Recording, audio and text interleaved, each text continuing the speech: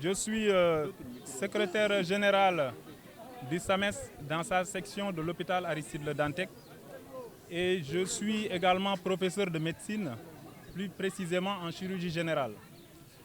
Notre rencontre de ce matin est justifiée par la promesse et l'engagement du chef de l'État, Monsieur le Président de la République, son Excellence Macky Sall, qui a bien voulu prendre finalement une décision pour concrétiser un vieux rêve pour le personnel de l'hôpital Aristide Le Dantec, ainsi que pour les populations du Sénégal en général.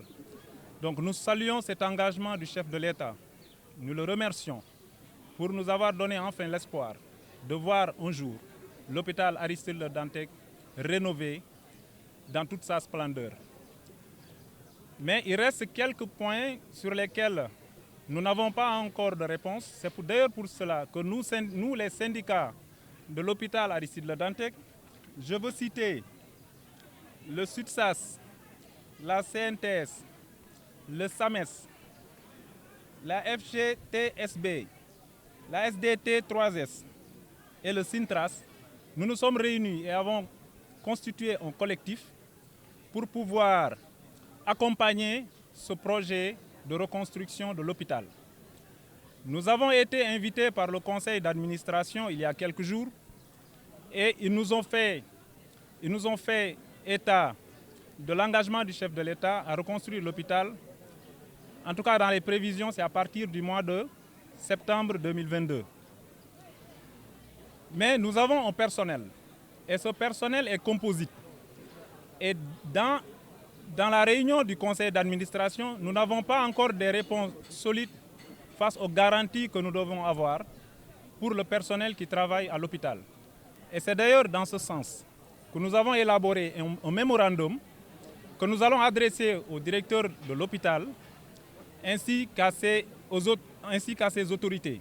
Et dans ce mémorandum, il y a quelques points que nous aimerons préciser ici, qui font partie de nos demandes. Pour le premier point, c'est que le collectif exige que le personnel de l'hôpital ne soit pas délocalisé durant la phase de reconstruction et sous aucun prétexte. Le deuxième point, nous voulons de solides garanties sur la prise en charge salariale du personnel durant la reconstruction. Nous rappelons au passage que dans ce personnel, il s'agit essentiellement des contractuels, des médecins, des infirmiers, des sages-femmes, des aides infirmiers, des assistants infirmiers, et la liste n'est pas exhaustive. Le troisième point, c'est une documentation que nous voulons, signée par les autorités suprêmes, pour garantir une formation ainsi qu'une capacitation au personnel de santé durant toute la phase de reconstruction, pour que lorsque nous recevrons les clés de l'hôpital, l'hôpital puisse répondre aux défis qui nous attendent, pour pouvoir répondre aux normes internationales de prestation de soins.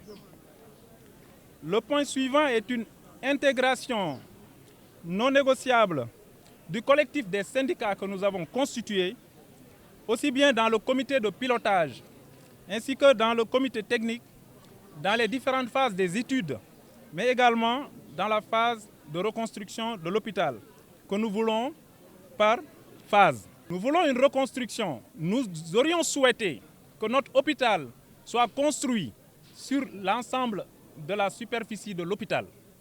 On nous a promis 3 hectares, mais nous faisons une demande solennelle au président de la République, son Excellence Macky Sall, pour qu'il puisse nous construire notre hôpital sur la totalité de notre site, car cela répondrait aux exigences du monde nouveau.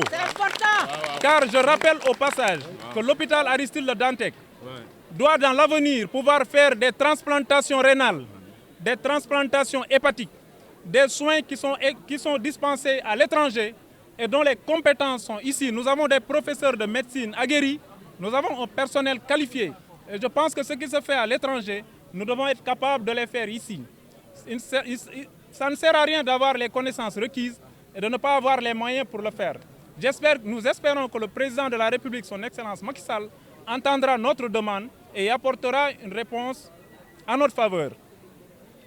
Le point qui suit est une reconstruction sur la base de l'ancien projet que l'ex-ministre Mme Eva Marie Coll Seck avait piloté, parce que ce projet répond très bien aux exigences de notre structure. Nous demandons une continuité de l'activité hospitalière durant toute la phase de reconstruction afin de générer des recettes nécessaires à la prise en charge salariale du personnel.